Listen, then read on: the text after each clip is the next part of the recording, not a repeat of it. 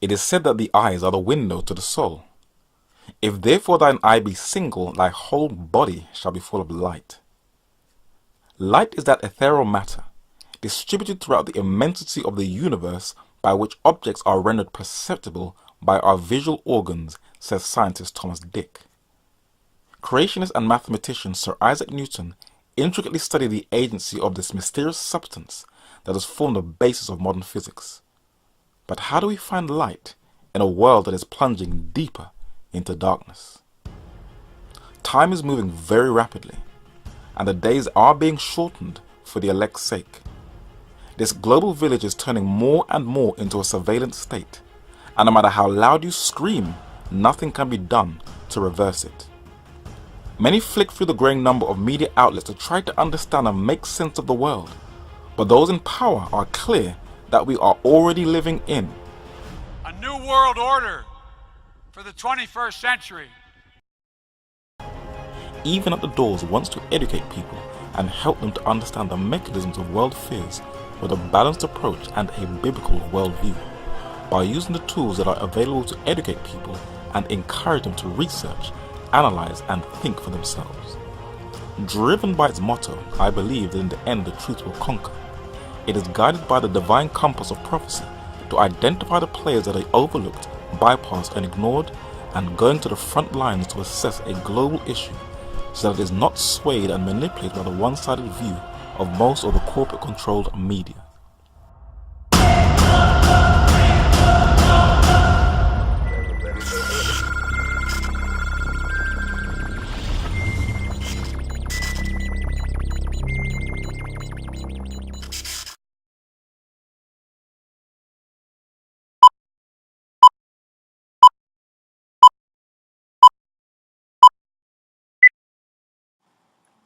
As the world spins on its axis, in the hidden chambers of the human heart, a burning question troubles many.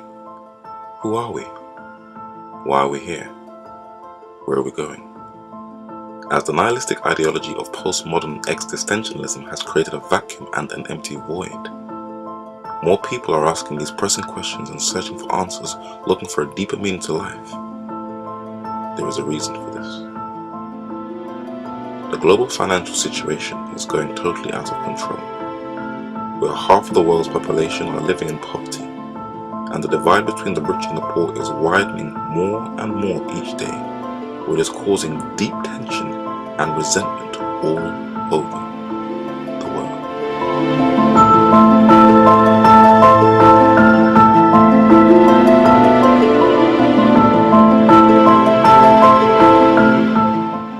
The United States of America is not helping.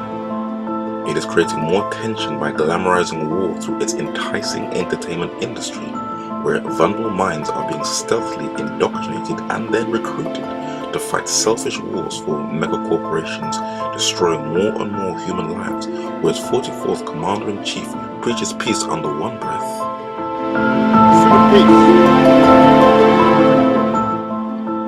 But under another, he signs a law which is one of the last infringing touches to the capstone to destroy our cherished freedoms, which adds more weight to the daily monitoring of our everyday lives. As politicians, religious leaders, think tanks and NGOs come together to resolve the world's problems, and as the world spirals out of control, is there any light at the end of the tunnel? The Bible tells us how the world started and prophesies how it will end. It records man's early fall and his restoration at Calvary. It states clearly that the world was made for a divine purpose, and that the human body and its intricate network of cells, fibers and nerves were not the result of an accident by random particles, but perfectly designed down to the minutest atom by a skillful and an artistic creator.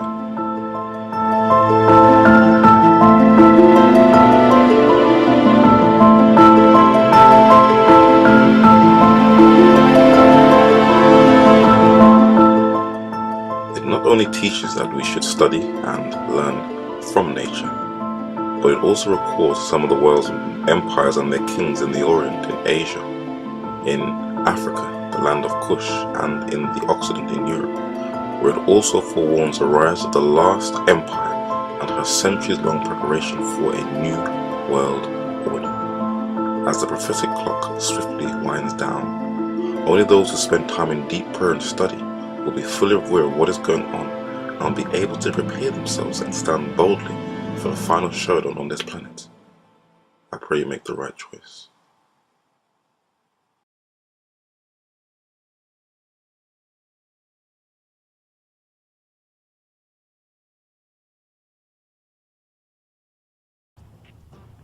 We have taken a brief look at the papacy from a political, current affairs perspective. Now let us review it from a prophetic perspective. Prophecy is like a compass that has guided God's people through the ages to strengthen their faith in God and in His Word, and to reassure them that God has not abandoned them, and to show them events hundreds and even thousands of years before they happen, and to prepare them for eternity. But it is also to be shared with the world, not from a condemning, argumentative, rigid, I am better than you approach, but by being very balanced with a sincere love with those you are sharing it with, and giving them a choice whether they will accept or reject. The book of Daniel was once a ladybird book that was given to children to read, very different to modern VeggieTales. This was one of the narrator's first books, and there is a beauty about this book that sets it apart from all other books. The nations today are very angry, and civilians are venting out their frustrations when an opportunity arises. They are seeing the injustices that are committed by those who are in power, abusing the vulnerable on the earth while the rich are getting even more richer, and the divide widens each and every year, and it is angering people. And even though men like WikiLeaks' Julian Assange and NSA whistleblower Edward Snowden have highlighted what governments are really doing behind closed doors, though the data is helpful, people are coming to terms and facing the reality that there will be absolutely no reversing of the post-9/11 draconian policies that have been incorporated into every government on this earth. But the beauty about Bible prophecy is that it not only allows you to see the realities of this earth, foretelling you the rise, the fall, and the corruptions of earthly governments, but it also prepares you for something better in the future. In Daniel chapter 7 and verse 18, it reads that, "But the saints of the Most High shall take the kingdom and possess the kingdom." How long? Forever, even forever and ever. Look at the words highlighted in red. Who will they inherit this future eternal kingdom on earth under? Revelation chapter 11 and verse 15 reads, "And the seventh angel sounded, and there were great voices in heaven, saying, The kingdoms of this world are become the kingdoms of our Lord and of his Christ, and he shall reign." How long? Forever and ever. Though many would like to be a part of that future bliss, we have to face the realities of the kingdoms of this world, and also the daily struggles we have to deal with in our own lives. And the book of Daniel, written in the late 7th to the 6th century BC, under divine inspiration, foretold of the rise and fall of successive world empires. Medo-Persia in Western Asia, modern-day Iran, can be rightly described as the world's first empire that spread throughout Asia and into parts of Europe and into parts of Africa. And to use the prophetic language of Daniel, I saw the ram pushing westward and northward and southward, clearly showing that this power was coming from the east. And the prophecy explains that the ram which thou sawest having two horns are the kings of Media and Persia. And this was written in the 3rd year of the last Neo-Babylonian monarch, Belshazzar. But Medo-Persia, under the symbol of the ram with two horns, though a huge multicultural empire, was described as just great.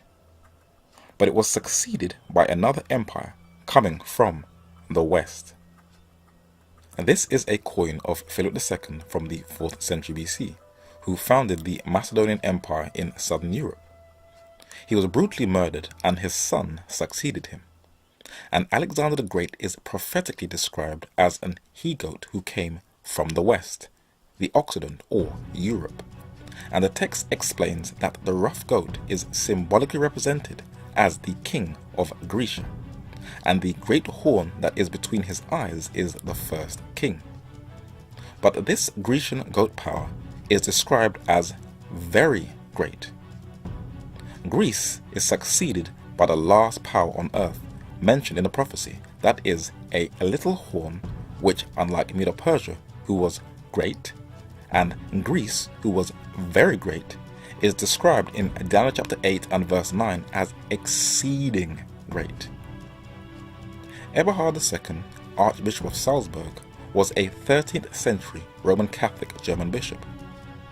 He was one of the first high officials at a synod in Regensburg in either 1240 or 1241 AD to call the Pope of Rome and the papacy the son of perdition, the Antichrist, and the little horn of Daniel, and the clergy he called the priests of Babylon. Now please take note, though he was not the first, it was by a Roman Catholic bishop before the Reformation. At Oxford University in England, still one of the most renowned places of learning in the world, the following century, a man nicknamed the Evangelical Doctor was to come to the same conclusion. This Oxford professor's phrase was adopted as one of the keys to the freedoms of the civilians of North America: a government of the people, by the people, and for the people. This 14th century English reformer, scholar, and leading pamphleteer was John Wycliffe or Wycliffe, and in his studies on the writings of Daniel's little horn, Paul's man of sin, and John's Antichrist, he applied this last power to the papacy, the Roman Catholic Church, known in diplomatic circles as the Holy See. He trained young men to go around the British Isles and teach an illiterate population how to read by using the Bible. And after Wycliffe's death, a man was to visit Oxford from Europe and take his writings and carry them across the continent where he would share them. In Czechoslovakia in Central Europe, Czech reformer Jerome on the left shared Wycliffe's writings with John Huss on the right. And many are unaware that it was England that set Europe ablaze with evangelical zeal. These two men also identified the papacy as the last world power.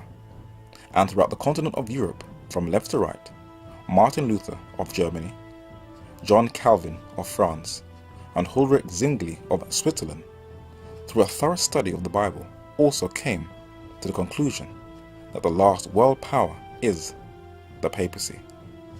And this was one of the main drives that catapulted the Reformation. But Papal Rome was not happy that she was losing half of her empire on the continent of Europe. So a Spanish soldier priest raised up a spiritual militia who attempted to completely counteract the Reformation. Who are they?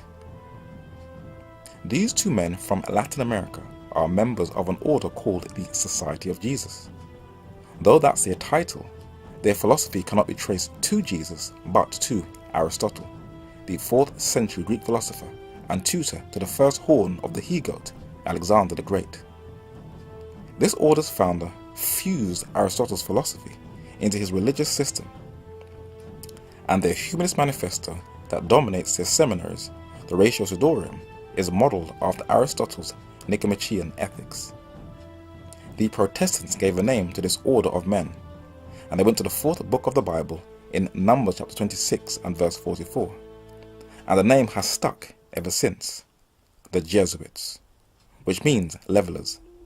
And even in dictionaries right up until the 20th century, when you looked up the word Jesuit, a common word occurs: deceitful. But now they are being highly praised. One of America's most prominent activists has died. Father Daniel Berrigan, along with his brother Philip, was vehement in his opposition to the Vietnam War in the 1960s and all wars fought by the U.S. in the decades since. Berrigan most recently supported the Occupy Wall Street movement. Father Daniel Berrigan was 94. Daniel Berrigan was praised in eulogies by Jesuit publications. But this Jesuit priest was also lamented in the Los Angeles Times. Even alternative media like Global Research and others like The Intercept lamented this opponent of the Vietnam War. And other journals like the New York Times, the New Yorker, the Huffington Post, Al Jazeera, the Financial Times, the Times of London, the Daily Mail, and the Economist described him as blessed are the peacemakers. The Telegraph, Fox News, and is described by the Guardian of London and the BBC as opposing the Vietnam War. But very few are aware that the Jesuits appear in many different fronts. While one appears as opposing a war, another is behind the scenes supporting the war. During the reign of President Richard Nixon, before the infamous Watergate scandal, he was advised to bomb Hanoi in Vietnam, but by whom? In a biography of an Irish-American Jesuit priest journalist, Dan Lyons, you get to see the picture that while the world sides with the Jesuit activists of opposing the Vietnam War, another encourages it. In 1966, Richard M. Nixon, then a man in no official capacity, spent a few hours talking to Father Lyons, a native of Seattle and a widely known priest journalist, when both were in Taipei. Father Lyons then was in Taiwan after a long visit in Saigon. During the past 10 years, he has visited the beleaguered nation 17 times. Haiphong Harbor should be closed by mining or bombing, the Jesuit priest told the future president. That's precisely what Mr. Nixon did in the spring of 1972. The Jesuits are very clever indeed and cover their tracks very well. For your average person is unaware that it was Alexander de Rhodes, a French Jesuit priest, who made Vietnam a French colony until the indigenous population booted out the French in the 1940s and the 1950s, and then American came in, and most are unaware that they were creating a Catholic satellite state in Indochina. But the reasons the Jesuits have far more of an influence today and less resistance is because what people once condemned them for, they have now embraced.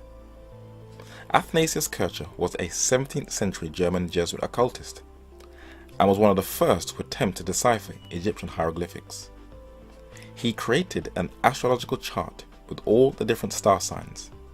Back then, that was seen as superstitious, but now both Christian and secular consult their zodiacs and will identify with one of the star signs. But Kircher was to revolutionize an invention that already preceded him by 2 centuries, the magic lantern, the forerunner to modern-day cinematography. Alfred Hitchcock was a British-born Jesuit-educated film director, nicknamed the father of suspense. When the narrator was in college, you had to review all of his films, and he had a clever way of making you enjoy sin, without fast car crashes and without excess of violence. Yet you cannot do a film course without him, and he is not only respected by IMDb, the most credible film reviewer, he is still ranked #1 of the 50 greatest directors of all time, and years after his death, he is still credited as changing the face of cinematography. But this was all a result of his Jesuit education.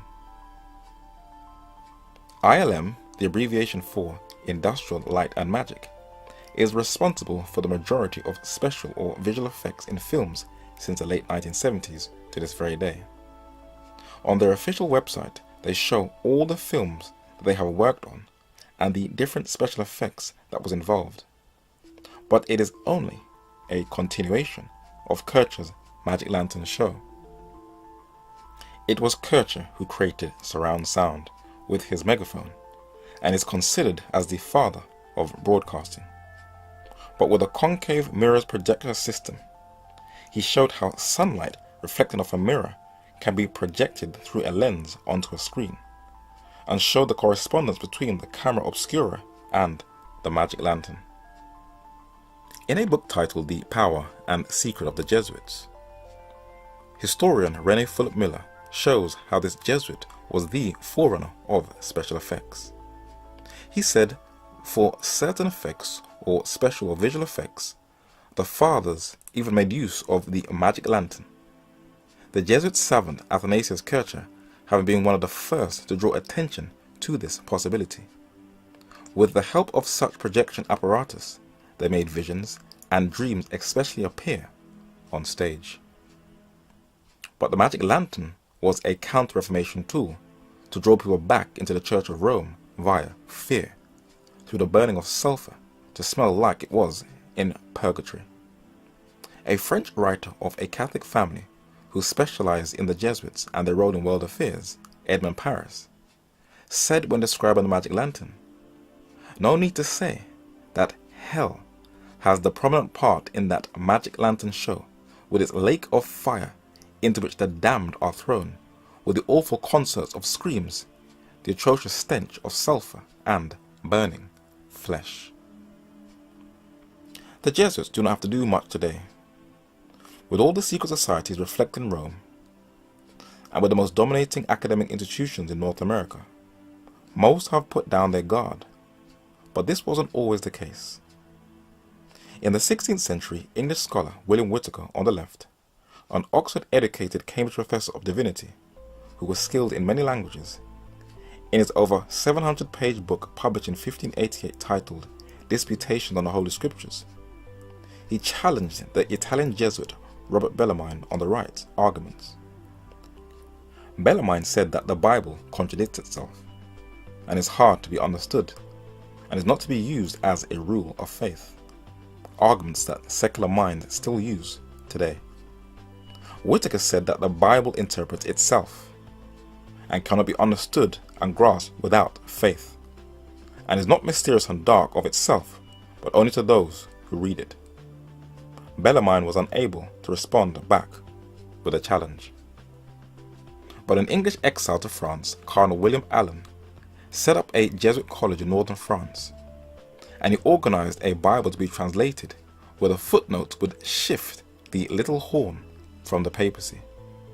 And this Bible was known as the Douay-Rheims Jesuit Bible. And the Jesuits interpreted the book of Daniel as thus: 4 great beasts, the Chaldean, Persian, Grecian, and Roman empires. But some rather choose to understand the 4th beast of the successors of Alexander the Great, more especially of them that reigned in Asia and Syria. This is who the Jesuits explain who the little horn is in Daniel chapter 7. Another little horn. This is commonly understood of Antichrist. It may also be applied to the great persecutor Antiochus Epiphanes as a figure of Antichrist. Then they apply it to the little horn of Daniel 8. A little horn, Antiochus Epiphanes, a descendant of Seleucus. He grew against the south and the east by his victories over the kings of Egypt and Armenia, and against the strength that is against Jerusalem and the people of God. Now, when observing the succession of world empires, Medo-Persia is great, Greece is very great, but the little horn is exceeding great. Now, if you were to ask your average person, have they ever heard of Antiochus Epiphanes? They would probably look at you with a quiet response. Do you know why? Because he was not exceeding great. If he was, then everyone would know who he is. But in London, England, a Bible scholar dealt with that Jesuit answer neatly with tact and skill. He was an 18th century Cambridge educated prophetic scholar. He wasn't on point on every single thing, but Thomas Newton, the rector of St. Paul's, whose body is buried in St. Paul's Cathedral, knew that the last world power was not Antiochus Epiphanes, but Papal Rome. And this is what he said in his dissertation on the prophecies. The little horn continues, verses 21, 22, and 26, to reign till the second coming of Christ in glory. But Antiochus Epiphanes died about 164 years before his first coming in the flesh. These are all further arguments to prove that the 4th beast must needs signify the Roman Empire, and that the 10 horns represent the 10 kingdoms into which that empire was divided, said therefore we must look for the little horn among them, nowhere else. He nailed it. But there is a reason why the current Jesuit general doesn't really worry at all about modern Protestantism, because the Jesuits have shaped their worldview via the Counter-Reformation's prophetic interpretation. In a book titled Antichrist and His 10 Kingdoms, by the late Albert Close, the head of the Protestant Truth Society, the 1938 third edition gives 2 other Roman Catholic Jesuit interpretations of the little horn, designed to shift the emphasis from the papal Roman Empire.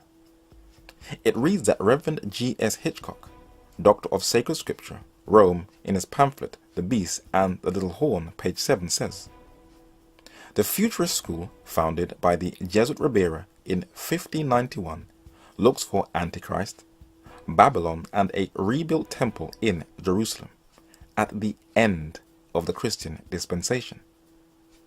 And we will show that futurism, not to confuse it with the avant-garde movement in art, is the most commonly accepted and popular belief introduced by the Jesuits that is accepted among most popular evangelical Protestants.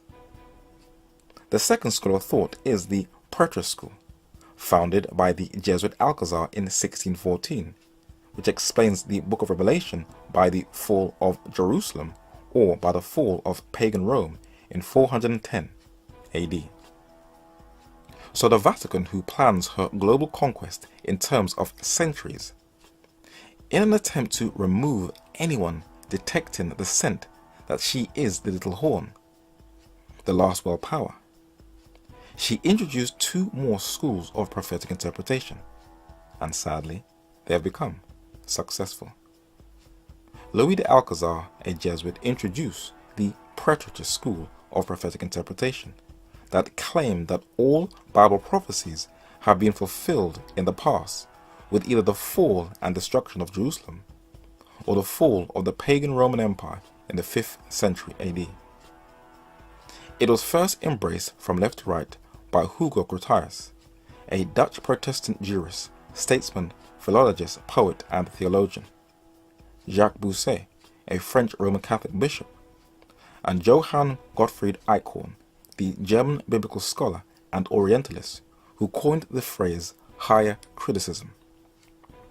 There were many others, but they were followed by Moses Stewart, an American biblical scholar and professor of Andover Theological Seminary, Samuel Lee, an English Orientalist and Cambridge professor, and Anglican convert to Catholicism, Cardinal Henry Edward Manning, the Archbishop of Westminster.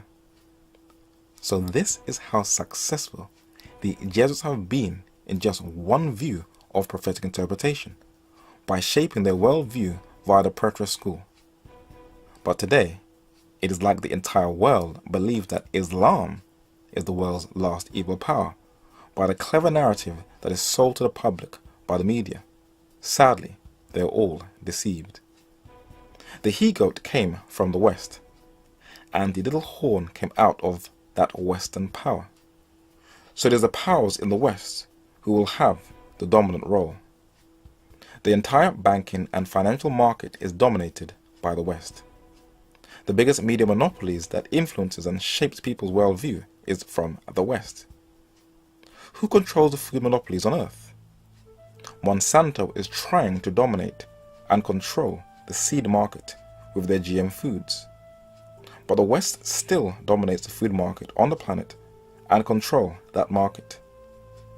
The highest weapon suppliers on Earth, as already shown, are in the West, and they are supplying them to the oil-rich countries in the Gulf. That is creating even more tension. But there are pro-Israeli Christians who believe that the little horn is describing Islam. In a magazine titled Israel Today, the October 2002 edition, it's amazing how the emphasis shifts from Rome. It reads, "When comparing the 4 beasts of Daniel, the 4th is more dreadful than the others. Their interpretations are based on just guesswork. But from one of the 4 horns will arise a small horn that will lead a war against the holy ones, the people of Israel." Sounds very similar to the Douay Jesuit Bible interpretation.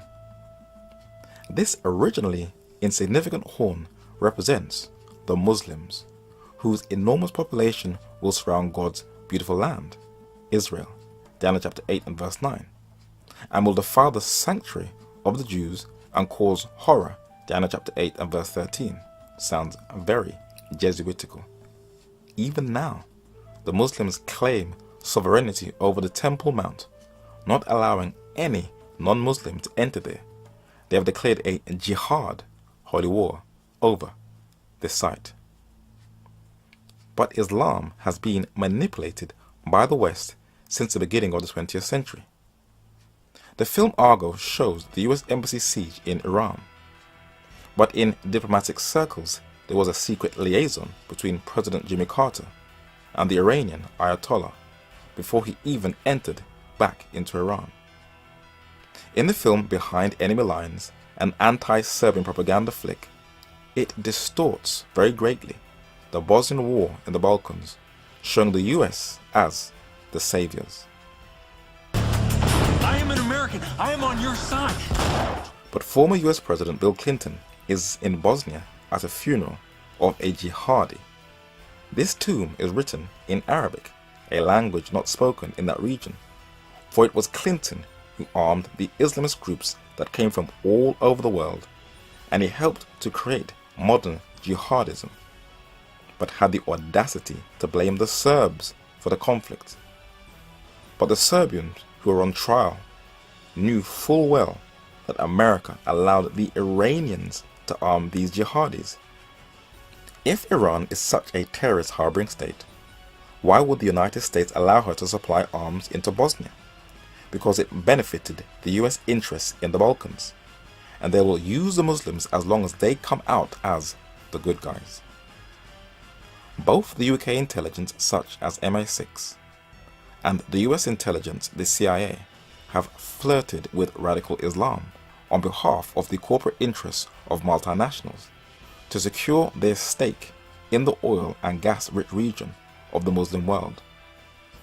One of the best books to document this is the 2005 Devil's Game by Robert Dreyfuss, a journalist for the Rolling Stone magazine, that documents how the Western powers manipulated radical Islam throughout the 20th century. The meeting between the British monarch and the Shah of Iran opened the door for William Knox Darcy, the father of the petrochemical industry, to drill for oil, and this opened a door for the British financial monopoly, and a company was created called the Anglo-Persian Oil Company. The name was later changed to BP, British Petroleum, founded on Iranian oil. And when the Ottoman Empire fell during World War I, the British carved up this huge real estate for its other oil interests, created the states of Jordan, Saudi Arabia, and Oxford-educated men became the advisors to these Western-controlled Arab states. And then, of course, an Anglo-American alliance came in. But what were the results? Robert Dreyfuss said that in Egypt in 1928, a young Islamic scholar named Hassan al-Banna founded the Muslim Brotherhood with a grant from England's Suez Canal. And the British did not want that trade route to India interfered with, so over the next quarter century, British diplomats, the intelligence service MI6, and Cairo's Anglophilic king Farouk would use the Muslim Brotherhood as a cudgel against Egypt's communists and nationalists, and later against President Abdel Nasser. King Farouk, the 10th ruler of Egypt from the Muhammad Ali dynasty on the left, and Hassan al-Banna, the founder of the Muslim Brotherhood on the right, were both used by MI6 for British self-interest during the Cold War. But till this very day, the Anglo-American alliance is still flirting with this radical Islamic group. And the narrator has never once since 9/11 believed that Islam is a threat to world peace. They're just being used and tossed to and fro for a much wider program. And this group today, called Douche by the media, has been called ISIS, which some say stands for the Israeli Secret Intelligence Service. Many Iraqis believe that they are a branch of the CIA, for most of their victims are Muslim. But for the Christians who are pro-Israeli, have you ever asked yourself the question, why Israel prefers ISIS over Syria's Assad or the Islamic Shia state of Iran? That's very, very strange. And why is ISIS apologizing to the Israelis for launching an attack on the Israeli Defense Forces, the IDF? Is Islam really a threat, or are they being used for other people's self-interest? Men like Pastor John Hagee think so. And instead of salvation being a deliverance from sin to the divine power of God's word, Hagee and many other Christians around the world believe that they are in a paramilitary struggle against Islam to protect the homeland of ISIS ally, Israel. He wrote a book that turned into a film titled Jerusalem Countdown that teaches a belief that has no scriptural support, the rapture, that teaches that people will just one day just vanish into thin air. The Antichrist will come for 3.5 years. But where did that future Antichrist and rebuilt temple in Jerusalem teaching come from? It comes from the 16th century Spanish Jesuit Francisco Ribera on the left, who taught that the Antichrist was not a system or dynasty, but an individual who would rule for 3.5 years. He laid the structure of futurism, and Italian Jesuit on the right, Robert Bellarmine, built on that foundation and was adamant that the prophecies of Daniel, Paul, and John had no application to the papacy. He also attacked the year-day principle of prophetic interpretation. When the Ribera-Bellarmine futurist interpretations was introduced, they were only accepted in Roman Catholic circles. Protestants ridiculed it, and men like English Presbyterian on the left, Thomas Brightman, and German Calvinist David Pereus on the right, wrote commentaries counteracting futurism. But today, the most popular evangelical and Protestant ministers are loudly saying the protest against the papacy is over, maybe for them. What slow process led these men to that conclusion?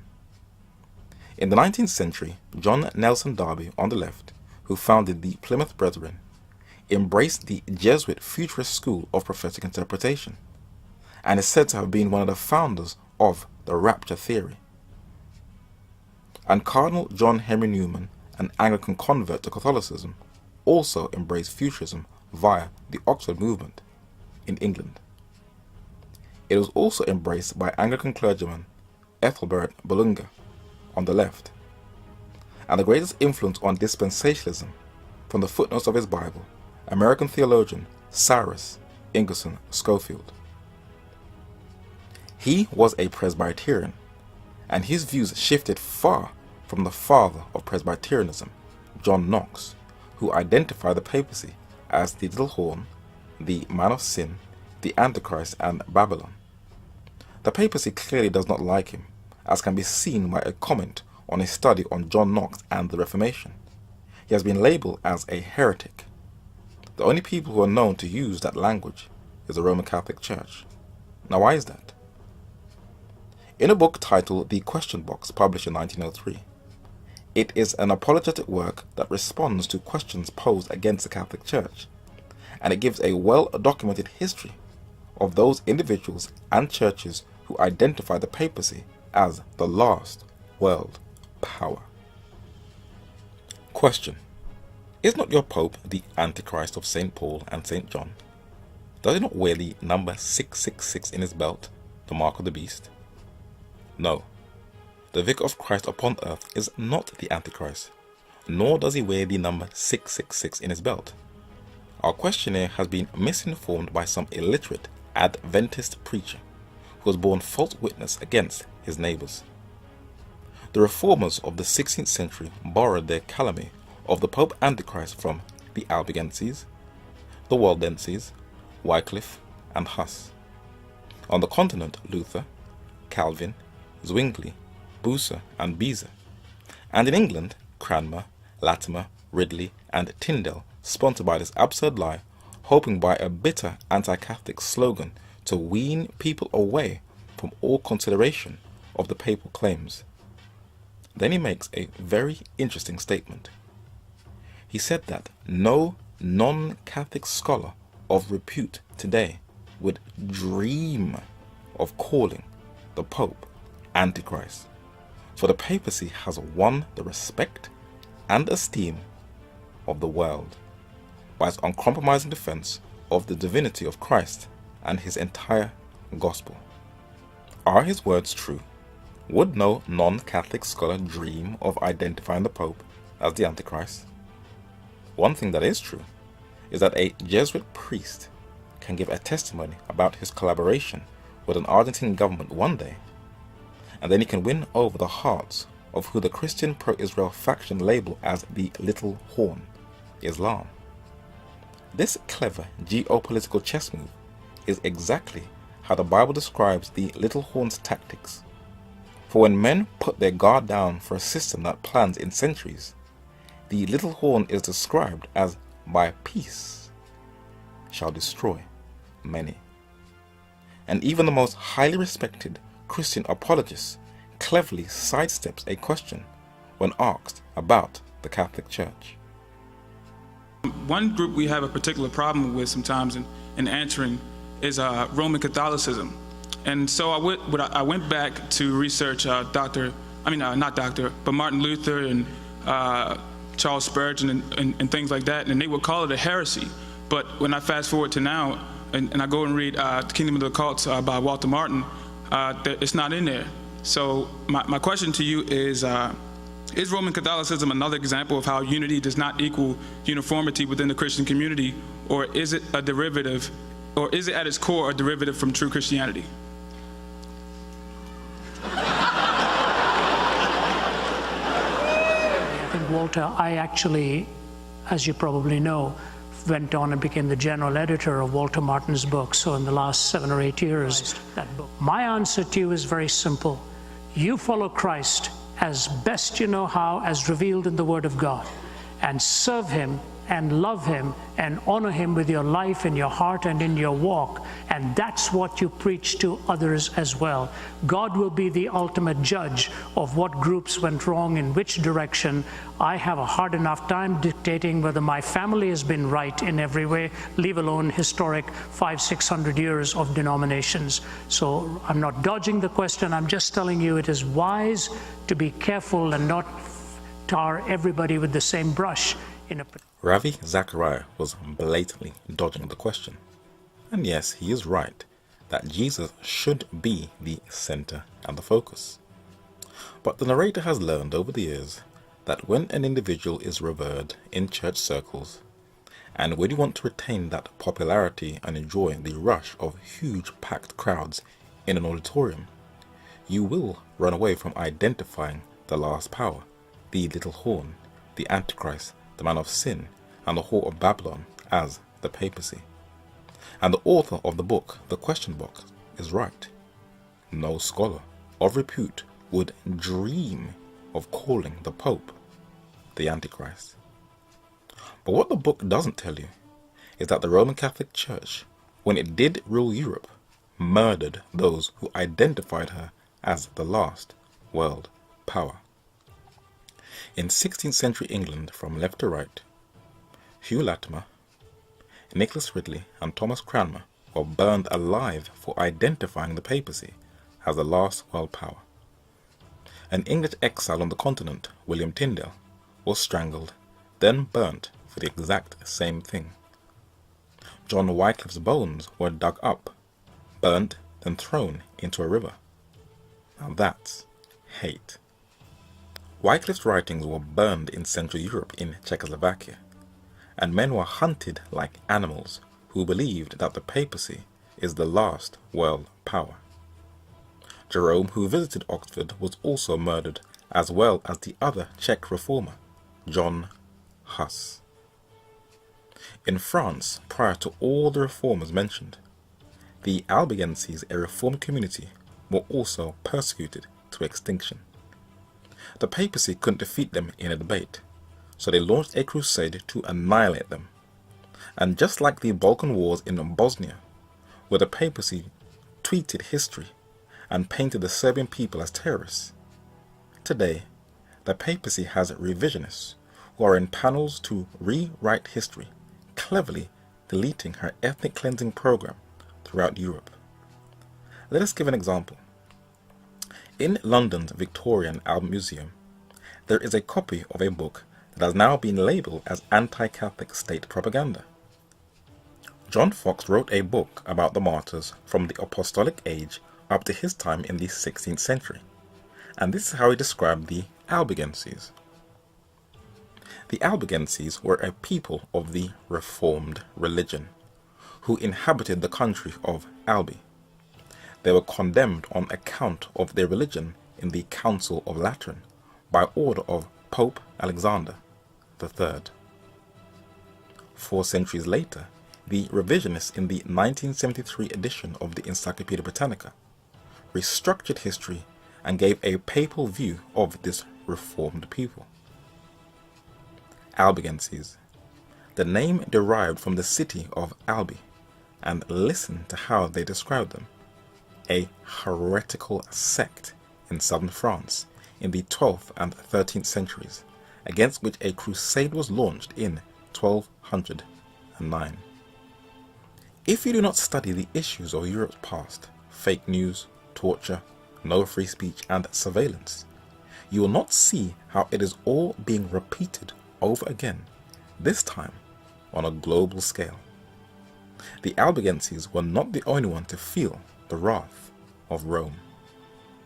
At London's Houses of Parliament in the grounds is a statue of one of the most controversial figures of English history, Oliver Cromwell, who temporarily turned England into a Commonwealth.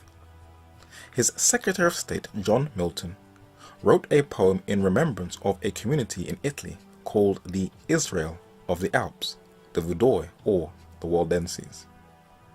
Cromwell and Milton had a meeting to collect funds all over England and throughout Europe to compensate this Christian community who were almost ethnically cleansed from off the face of the earth in the famous 1655 Easter massacre, where neither age, gender, nor rank were spared. In a book titled The Protector, probably one of the most balanced works on the life of Oliver Cromwell, this Swiss Protestant historian and minister records the lengths Cromwell's government went to aid this community who identified Papal Rome as the last world power. On the 3rd of June 1655, sad tidings reached England from Piedmont and filled all Protestant hearts with sorrow, particularly that heart which beat strongest for the cause of the gospel. The descendants of the Waldenses, these great evangelists of the Middle Ages, were living peaceably in the valleys of Lucerne, Barossa and St. Martin, between Piedmont and Savoy. This very year a persecution broke out against them with inconceivable violence, the natural result of the desire to convert the heretics, occasioned by the Great Jubilee of 1650. The Protector, who is Oliver Cromwell, sent them £2,000 from his own purse, and Milton was employed to address letters to all the Protestant states of Europe, to the kings of Sweden and Denmark, to the United Princes of Holland, to the reformed cantons of Switzerland, and to the several churches of Germany and France. He wrote with his own hand to the French king, to Cardinal Mazarin, and to the Duke of Savoy. Finally, he appointed a day of fasting and humiliation, and a general collection all over England. The contribution amounted to just over £37,000, a very large sum for that period. In the meanwhile, the Protector sent Samuel Morland to the Duke of Savoy with a letter, and money was forwarded to the Waldenses through the hand of the banker, Mr. James Tronchin. Sir Samuel Morland was a 17th century English mathematician, spy, and inventor. This diplomat was sent as an envoy to the Waldenses Valley in Italy, and he not only recorded the horrors of the massacres this evangelical church went through, he also recorded their beliefs, where this medieval church identified who was the last world power. The book concerning the Antichrist is extant in an old manuscript which containeth many sermons of the Bardas, collected in the year 1120, and therefore written before Waldo. Antichrist, or Babylon, or the fourth beast, or the whore, or the man of sin, the son of perdition. This was a position that was a century before Catholic Bishop Eberhard II and 2 centuries before John Wycliffe. So men have identified the papacy as the last power for almost a millennia. It is not new. But they teach the Antichrist, that man of sin, does sit in the temple of God, that is, in the church of whom the prophets and Christ and his apostles foretold, admonishing all the godly to beware of him and his errors, and not suffer themselves to be drawn aside from the truth. So this was their position on the last world power, and as the document makes very clear, it was not the French merchant Peter Waldo who founded that church. It existed before he was even on the scene. But others, centuries later, were to come to the same conclusion. In West Street in central London, once stood a church, and on it has a plaque with the name of 2 brothers, John and Charles Wesley. Charles was the hymn writer, but inside the grounds of the Museum of London, there is a plaque of the more famous of the 2, John Wesley. He has a statue in the grounds of St. Paul's Cathedral and outside of his own Methodist church that he built. And in his famous notes on the New Testament, published in the 1700s, he identified who was the last world power. Daniel's 4th beast is the Roman monarchy, from the beginning of it till the thrones are set. This, therefore, comprises both the apocalyptic beast and the woman and many other things. The Pope is, in an emphatical sense, the man of sin, as he increases all manner of sin above measure. The name of Antichrist was appropriated to that grand adversary of Christ, the man of sin. If you were to go onto a search engine and type the words "The Papacy is the Antichrist" by J.A. Wiley, and click the book that is at the top of the results of the search engine, you will get a free PDF where Wiley continues from John Wesley and the Waldenses.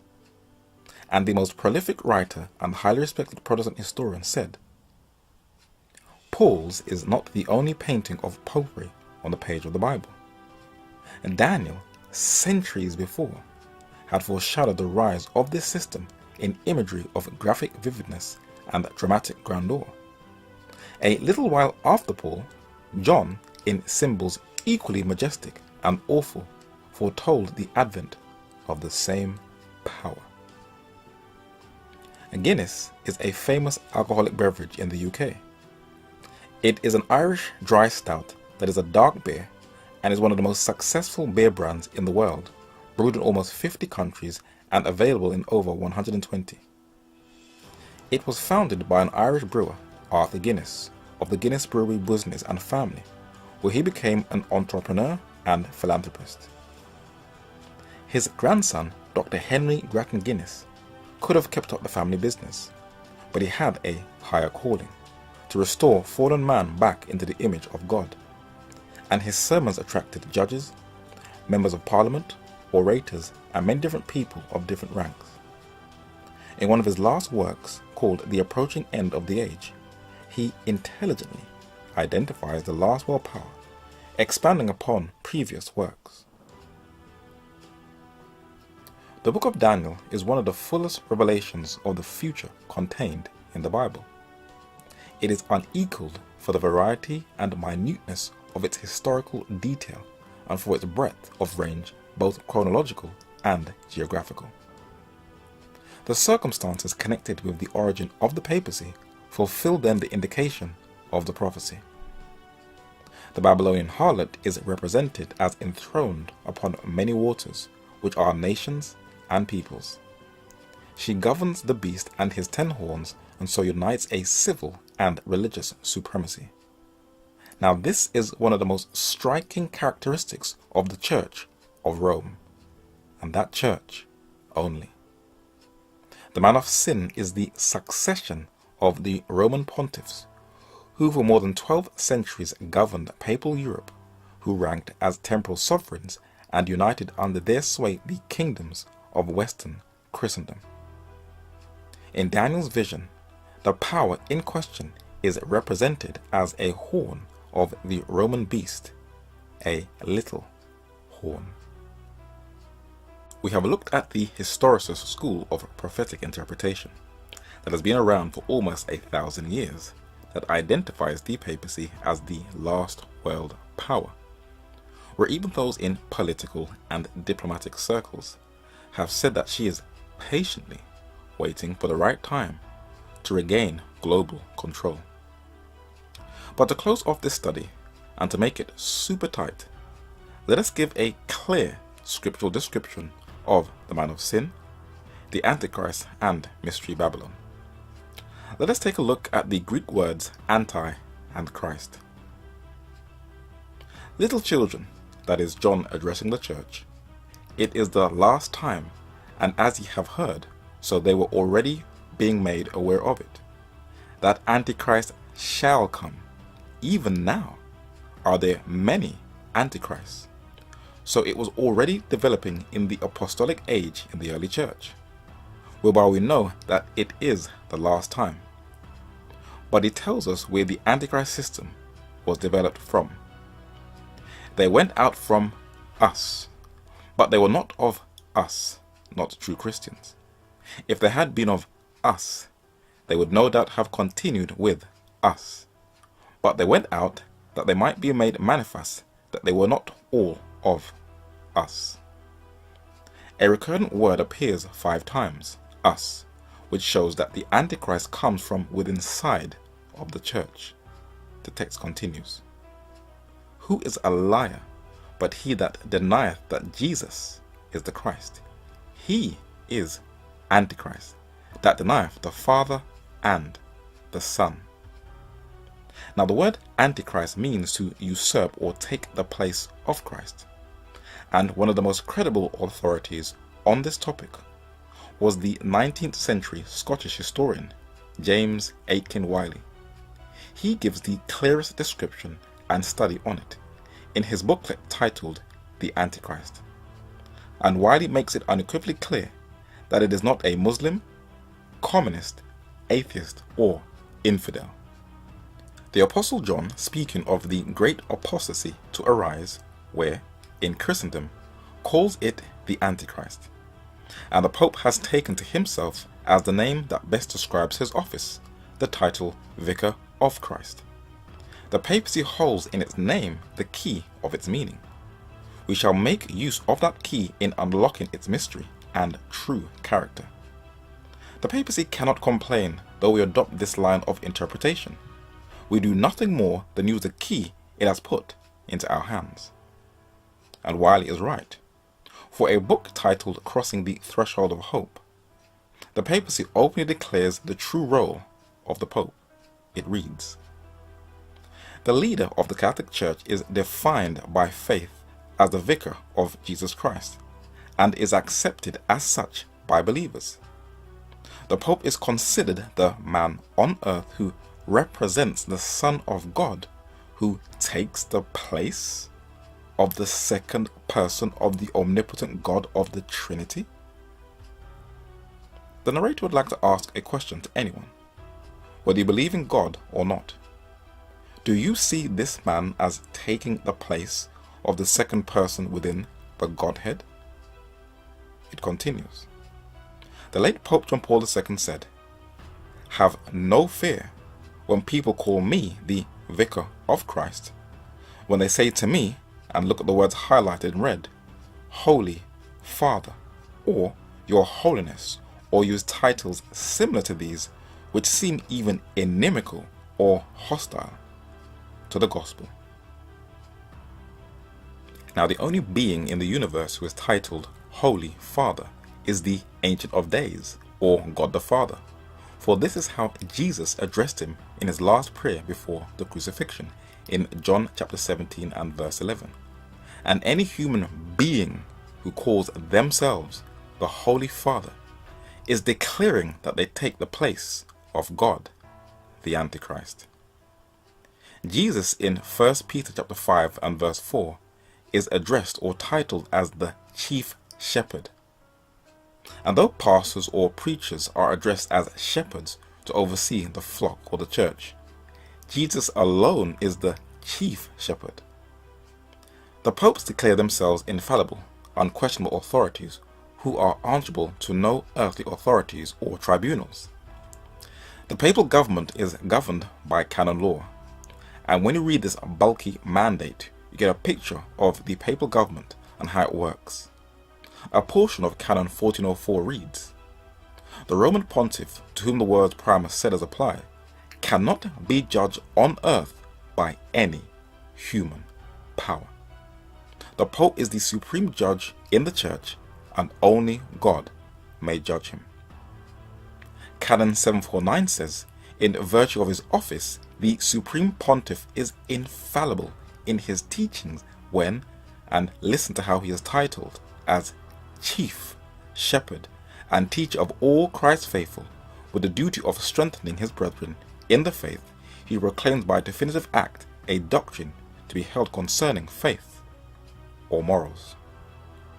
So the Pope titles himself as the Holy Father and the Chief Shepherd, or the Vicar of Christ.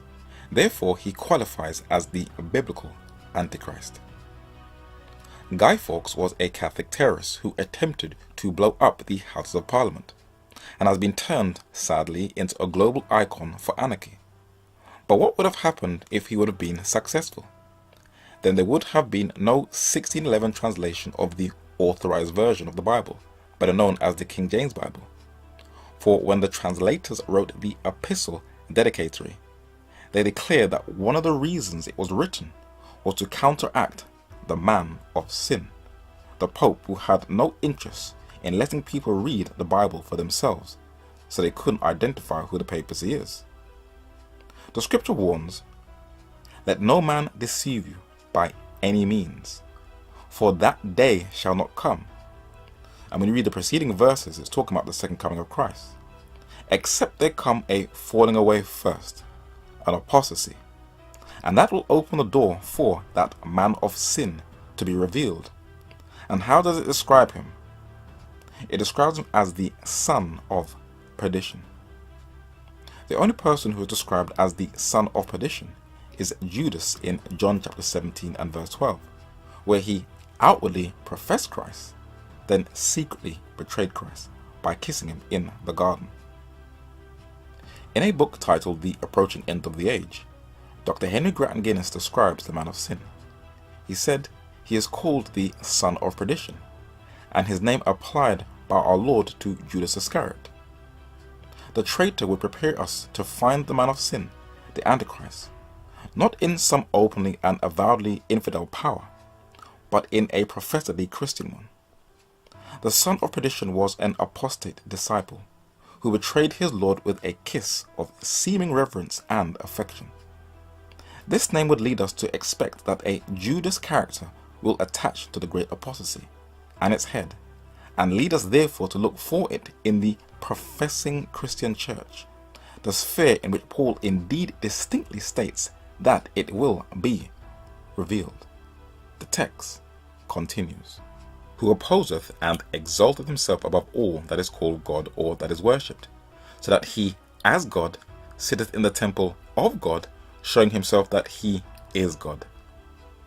This is a description of the papacy in a religious setting in the temple of God. But Daniel describes it in its political or monarchical setting with the exact same description, but as a king in Daniel chapter 8 and verse 25 and Daniel chapter 11 and verse 36, who, listen to the description, magnifies himself. And this was how these Christians almost a millennia ago were able to connect the dots, unlike the modern day prophetic expositors. They lack spiritual insight. The letter to the Thessalonian church continues, "Remember you not that, when I was yet with you, I told you these things, and now ye know what withholdeth, that he might be revealed in his time." So something was withholdeth or restraining the man of sin system to be fully manifest. Remember, the letter was written to the Thessalonians, and when Paul paid a visit to the Thessalonians in Acts chapter 17 verses 1 and 7. The Thessalonians knew that the only thing that was blocking the man of sin, the son of perdition, was Caesar, or the Roman emperors that governed the Roman Empire, and it was them who were withholding the mystery of iniquity system to be fully manifest. But both the book of Daniel, mostly written in ancient Babylon, modern-day Iraq, and the book of Revelation, written in the Aegean Sea between Turkey and Greece, use the same language to describe the persecuting nature of this last world power. Daniel chapter 7 and verse 21 and Revelation chapter 13 and verse 7 describes it as making war with the saints. In the book of Daniel, it is described as a political monarchical power. In Daniel chapter 7 and verse 17 and Daniel chapter 7 and verse 23, where it is symbolized as a beast. In the book of Revelation, a church is symbolically described as a woman, where there is either a corrupt church like Jezebel in Revelation chapter 2 and verse 20, or a pure church in Revelation chapter 12. John in Revelation chapter 17 and verse 3 shows its political position as a beast from Daniel and its religious position from Paul, and shows a woman riding a beast, a religio-political power. Thomas J. Rees, a highly respected U.S. Jesuit priest, verifies this passage of the Holy Scriptures in Revelation chapter 17 and verse 3, and he published a book in the late 1990s titled Inside the Vatican. And the narrator will lead it to the viewer's own discretion and conclusion if this system qualifies for that last world power in Revelation chapter 17. The Holy See is a unique organization because it pursues spiritual and secular goals at an international level. Its organizational complexity arises from the fact that the Pope plays many roles in order to fulfill these goals. He is the Bishop of Rome, head of the College of Bishops, a religious system, a woman. As monarch of Vatican City, a king or a beast, a 108.7-acre independent state with fewer than 500 citizens, the Pope is a civil chief of state like any other monarch of a small state recognized under international law. She is also described as Mystery, Babylon the Great, the mother of harlots and abominations of the earth. She is a continuation of the system in the Orient, for ancient Babylon lied on literal waters, the Euphrates. Papal Babylon lies on spiritual waters, that is, peoples, multitudes, nations, and tongues. The Lord told the people of old to come out of literal Babylon. The Lord tells us today to come out of spiritual Babylon. Ancient Babylon had a literal fall, overthrown by the Medes and Persians. Modern Babylon has a moral spiritual fall via its depth of internal corruption. But they are both described as having a golden cup, are rich with treasures beyond measure, and they're both described as a high, pompous, egocentric woman. William Tyndale identified the papacy as Babylon, and John Milton, who advocated for free speech in the West, identified the papacy as Babylon also, as he declared in his poem about the Waldenses in the 1655 massacre. There are two Babylons. One was once in the Orient in the East, and the other is in the Occident in the West. The Babylon in the Orient was once symbolically described as a lion in Jeremiah chapter 50 and verse 17, and an eagle in Ezekiel chapter 17 verses 1 to 13. Two are one of the most feared predators. The Babylonian deity in the British Museum has the head of a lion and the wings of an eagle, a prophetic description of Babylon in Daniel chapter 7 and verse 4. The popes wear mitres with a head of a lion and the wings of an eagle on them. It is clearly a continuation of that system. That is why men have identified it as Mystery Babylon. And this system, where the lion, a symbol of the sun in the ancient pre-Christian occult world, was once revered, was set up by Nimrod ben Cush, the first king in the post-flood world, who created that man-made system of Babylon in Shumer as a defiance or rebellion against the government of heaven. And though he has been dead for thousands of years, The very attire that men wore in homage to him, the fish mitre, is still adorned by the religious hierarchy of the papacy. And this is why men, through an intricate study of the Word of God, identify the papacy as the little horn, the Antichrist, the man of sin and mystery Babylon, the last world power who is still attempting to restore the Roman Empire. There is a beauty about Bible prophecy.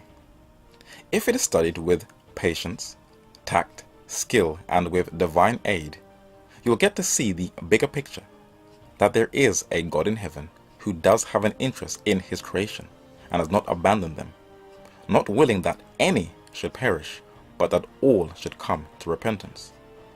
It is not always easy to share the works of darkness and spiritual wickedness in high places, but you have to show people the realities of what is going on this earth, then they can choose where their eternal destiny lies. As the narrator always encourages, please research for yourself everything in this study, and if life is spared, for tomorrow is not promised to any one of us, we will continue in these studies on the book of Daniel.